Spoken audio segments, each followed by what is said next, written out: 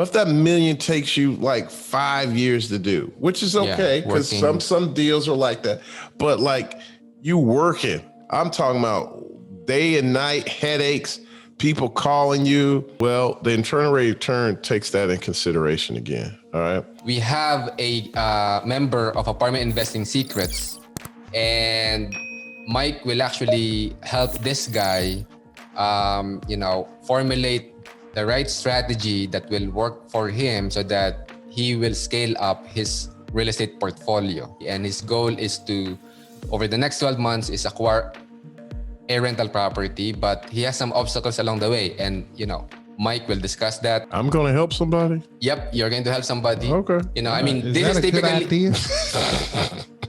And you're going to do it for free. And typically, right, we only do this for the members of our mastermind. That is true. That is true. Yeah. So, but today we're going to do something different. So we're going to give one guy this opportunity, or maybe two guys, in fact, if the other guy will respond.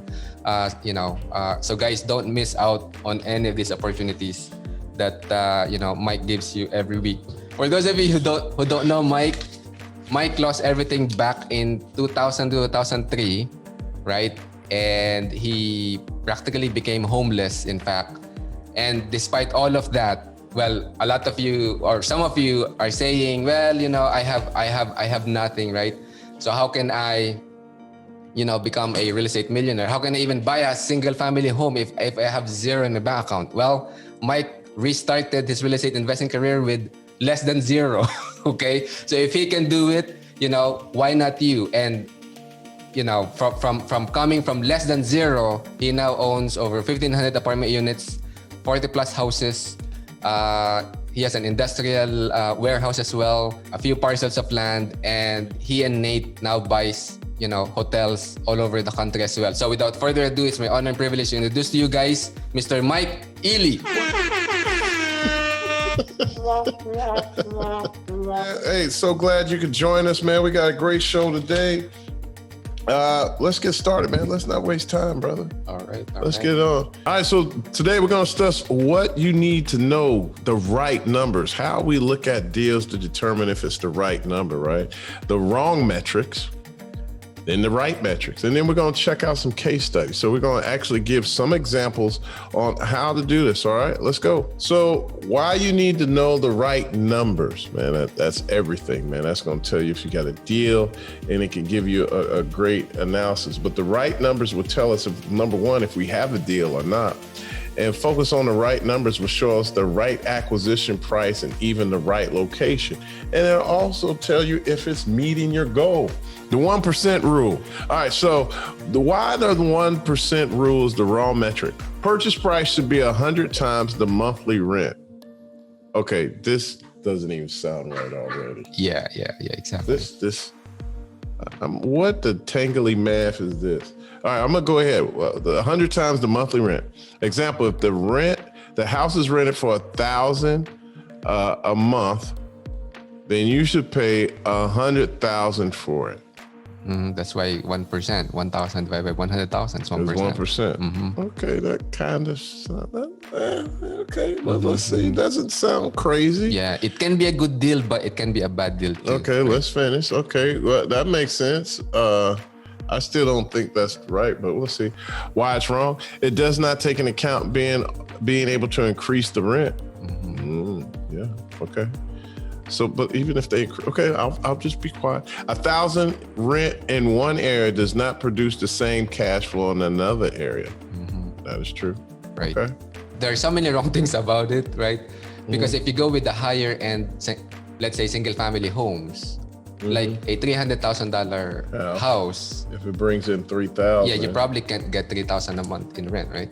That's actually correct. Yeah, Thank you. Yeah. So it's like, for the higher end homes, the 1% rule will not work, or you'll probably wait a long time to get a deal. Well, and then for the lower end homes, right, the 1% rule is too aggressive, right?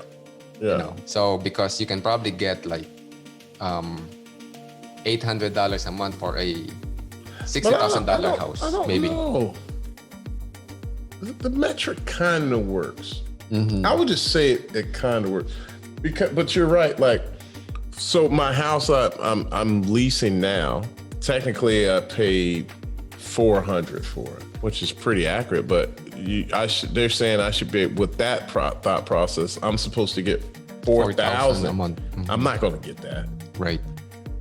I'm barely going to get $3,000 if I rent. Well, I did rent, and I just got lucky. I ended up getting $3,000. But yeah, that I don't know. Yeah.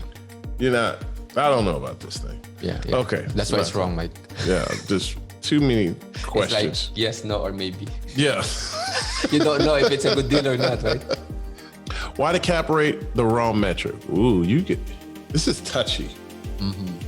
But I'm definitely one that was like, yeah, man, tell me the cap rate. But that doesn't really mean anything. Yep. Why is the wrong metric? Cap rate is not enough. High cap rate is not necessarily a good thing, or a low cap is not necessarily a bad thing. A cap rate does tell you, though, what things should be selling for in the market, but it doesn't determine if it's a good or bad deal. It's just that's one metric. And there are two cap rates too, right, Mike? You have the location cap rate, and then you have the property cap rate, or it's like what the property is doing now. That's right. Yeah. If you purchase it all cash. Yeah. So cap rate, this is just one of the metrics, but you can't heavily depend. What we're getting to is the 1% and the cap rate is not what you really need to depend. Now, it is a conglomerate of different metrics, but people really, some people, and I'm guilty of it as well. If somebody told me it was selling for a 6 cap, but this was like a year and a half ago, maybe 2 years. If you would have told me you were selling at a 6 cap in Cincinnati, I don't care what it was, I was like, man, get out of here. I ain't looking at that deal.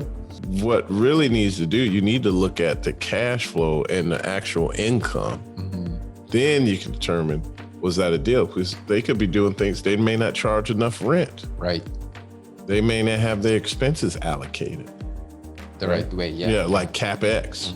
And for those who are like, what is CapEx? Those are like major expenses that really are like a one-time rehab. Like, you're not going to keep doing a roof every year. Yeah. You're not buying a refrigerator for that same unit every year.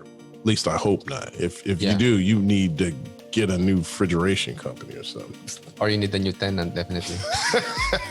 Yeah, definitely a new tenant. But the right ones you definitely want to use to really get your answer is your cash on cash, internal rate of return, and equity multiple. Now that's what I definitely use. Now that determines if you got a deal or not. Yep. If you utilize these, now you know you got a deal. Or as my mama said when she frying up that chicken, we cooking with hot grease now, baby. All right, so what is the cash on cash return? It's the cash you get every month from the property while you own it versus the cash you put up to acquire. Why it's a good metric? Measure of how good the cash flow from the property is. For example, you got 10 million down, or cost is 10 million. The down payment is $3 million, right? So in this example, it was 30% down of a $10 million deal. And your net cash flow is $180,000 a year. So then you take that $180,000 and divide it by 3 million, 6% is your cash on cash return. I know this is just an example, but for some people, a 6% cash on cash is good, right? And typically somebody that wants that, if they're only looking for a 4-6% cash on cash, those are what you call in proper cash preservation people. Institutional grade, more sophisticated, meaning they got way more money that they could possibly spend or know what to do with. Right. And they just want to make sure it's in a good place. So when they come back to get it a year, 2, 3, 4, 5 years later, 20 years later, the money is there. Let's say you got $1 million, $2 million, $3 million. If you got $3 million, right, and you got it in a safe investment and you're making 6% on it a year, you're making $180,000 a year. 15,000 a month. For some of us, 180,000 is going to be great. 15,000 a month. Yep. Right.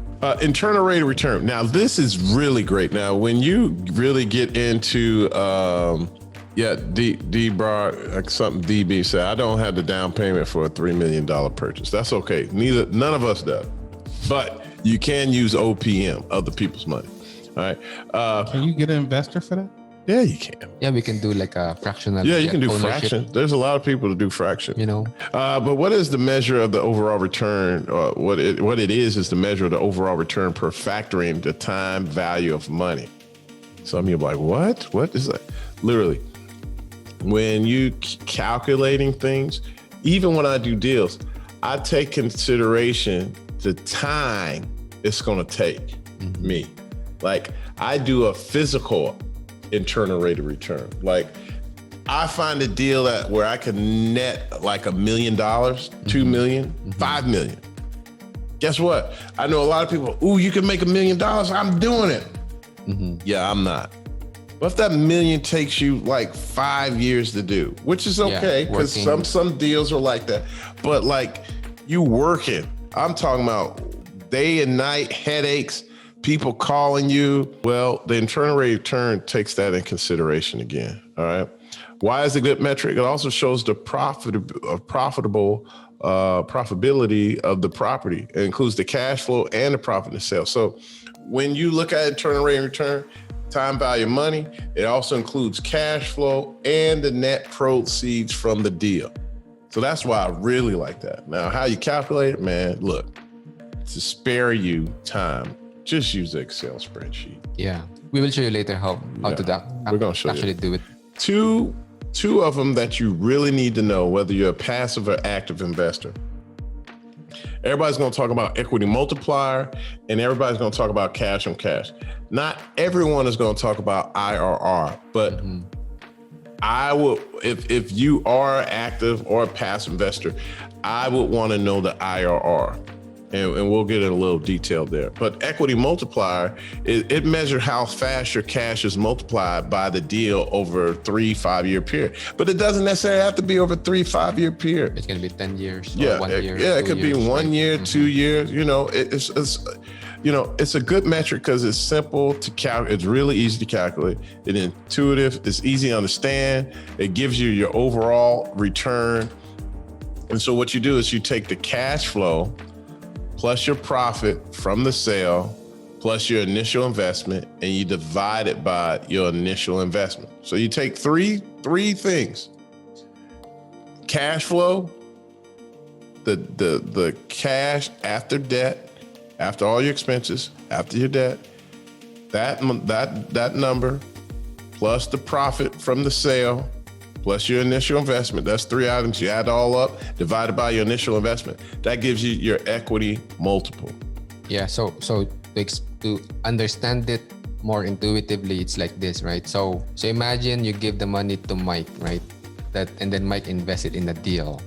So if you give Mike $100,000 and after 5 years you get back $200,000, there's an equity multiple or multiplier of 2x. 2x, that's right. That means you doubled your money. And so when you're investing, if you're going over a 3-year mark or a 5-year mark, at least a 5-year mark, you want to at least double your money. That's the whole thing. Right. You want to double your money with a combination of net sales, net proceeds, and cash flow. And if you can get a 2x, that met the basic standards. Like when you're getting kind of into investment deals, whether you're active, more passive, even active. You don't even want to look at the deal unless you can double your money. Now, if it's less than 3 years, then not doubling your money is not bad. Right. It's not bad. Maybe 1.5x. Yeah, 1.5x. So what that means is in 2 years, you made 50% on your money, which is like a 25% cash on cash return over a 2-year period, where you got cash flow over that 2-year period or not. That's not bad. But going a 3rd year without any cash flow, that could be a little challenging. Like, matter of fact, let's just talk about the hotel condo deal I was looking at, right? I'd have been on the beach. If you look at from an investor standpoint, it wasn't bad. but it didn't meet my criteria. So overall, in summary, I would have paid 500 grand. I would have put 137,000 down. And long story short, because it was a vacation rental, I would have had to feed it 18,000 a year. Because after all the expenses, it would have been short. It would have been a shortfall of 18,000 a year. So negative cash flow, 1,500 a month. Yeah, negative cash flow, 18,000 for the year. Then, but it has a history of appreciation. It's appreciating by like 40,000 a year. So technically, as long as the market stays where it is and it increases, even though I had a negative cash flow of 18,000, I still should be able to sell it the following year for another 40,000 and net 20,000 off my deal. But if I would keep it for 5 years and after all the expenses, we would have netted 80 grand. It had a cash on cash of 6%. So I made my money back, but I didn't make any money. And actually, instead of putting 137,000, I would have ended up putting in over 200,000 over a 5-year period to make 6%. Yeah, that's not worth it. Yeah, so not bad because it's profiting, right?